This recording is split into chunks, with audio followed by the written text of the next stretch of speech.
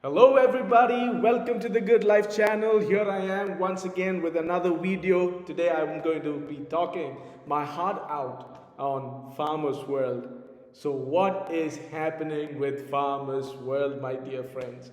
What is happening?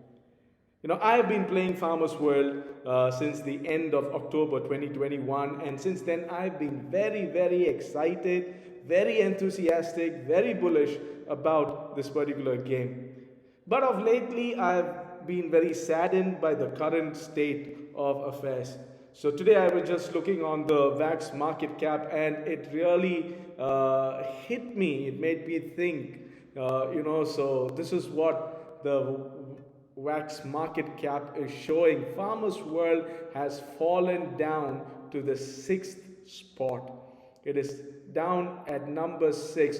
All these months we had got so used to see Farmers World occupying the top position. Even if it would lose number 1 spot, it would just come back within a day or two. But right now things are really not good for Farmers World. It is down here on the 6th spot.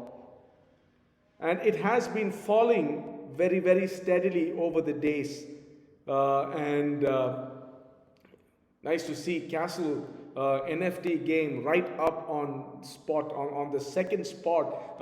The other day I did a video on the Castle NFT game on how to burn a chainsaw for a Castle NFT pack, and also yesterday I posted a video on a giveaway. I would like to give away a farmland from the Castle NFT game. If you have not watched that video, go back and watch that video and enter in the giveaway so that you stand a chance to receive a farmland of the Castle NFT game. So if you look here, it's very sad to see how Farmers World has fallen down, and it has been falling steadily. If you look at 15 days, it was on the top spot, and then 7 days it went down to number 2. 72 hours it's down to number 3. 48 hours it's down to number 5, and 24 hours is down to number 6. With every day it is going down one spot. It is so difficult to watch this. Anyways, Farmers World still has the highest number of sales, 32,600 over sales, but this is important. The number of buyers are much lesser than the number of sellers. And if you look at crypto farms has been gradually progressing to the top. And in fact, for the past 2 weeks, 2 weeks back, it was on the second spot. On 7 days since a week back, it has occupied the first spot. And if you look at crypto farms, it has more buyers than sellers. So there is a buying pressure in crypto farms, but Farmers World has a selling pressure. So let's go on to Alcor Exchange and see what Alcor Exchange is showing us. And even that's a sad story there too. For the FW tokens, the Farmers World token no longer occupy the top spots, except for wood, which is still up there. But it is just a matter of time. It is just a matter of time that the Goldman tokens will take over the first spot. And you can see gold has, where is gold? Gold is down to the fifth spot. And where is food? Food is all the way down, and even crypto farm tokens have taken over. In fact, crypto farm tokens have been doing really well.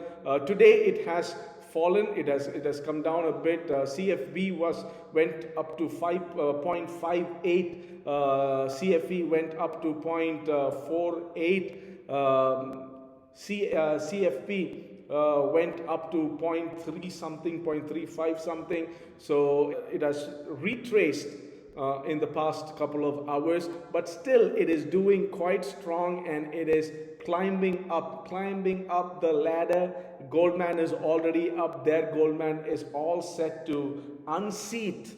It has already unseated gold and food. It is all set to unseat wood. It is just a matter of time. Looks like all of these tokens, all of the other game tokens, are trying to capitalize on the Farmers World token's weakness.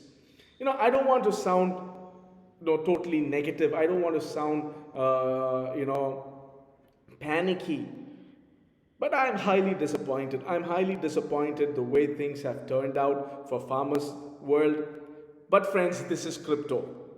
And those of us who know crypto, who know how crypto works, we should have been prepared and known that this could happen. The problem is that since many of us have invested so much of money, and not just money, so much of our time, so much of our hope, so much of our thoughts in this particular game, that we, against all odds, we keep on hoping, we keep on wishing things to get better instead of putting checks and doing course corrections when we were supposed to do. So we need to understand, and we actually need to make sure not to get emotionally attached to any project, to any game, or any investment, and just treat it as an investment. And when you treat it as an investment, the goal of making an investment is to take out returns. I've seen so many people, so many of them out there who just kept on reinvesting what they made instead of taking out returns on a day-to-day or a regular basis and try to, make up their ROI. Once you get so emotionally attached to a particular project, we try to do that. We hope that this is going to go even more higher. It's going to scale even more greater heights. And then suddenly everything falls, everything slumps. And there goes all of our investment and hopes of making our ROI just goes along with that. So let's learn this lesson. Let's not get emotionally attached to any project, but let's treat it as an investment, and the goal of the investment is to make returns. So take out profits. Take out profits on a day-to-day basis. That is how I was able to do it. I made sure that I took out regular profits out of whatever I was making in Farmers World through flipping the NFTs. So let's make sure that in the future we will do that. So what's my strategy right now? Since I've already made my ROI, I'm just going to hang in there to see where it goes from here.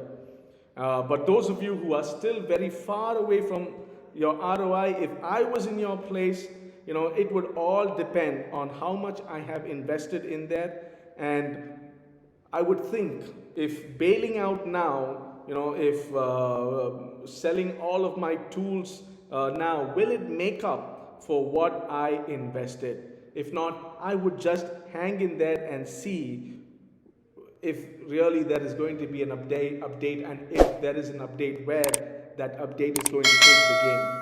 Anyways, I'm not a financial advisor. Do your own research, take your own informed decisions. But however, I would like to encourage you, do not make any further investments to leverage your holdings. That's another mistake that we do. With every dip, we try to make another investment to leverage our holdings. And we always forget that there is another dip after the dip. Like that meme that has been shared on the Discord. I bought the dip, and then the dip of the dip, and the dip of the dip, and the dippity dip.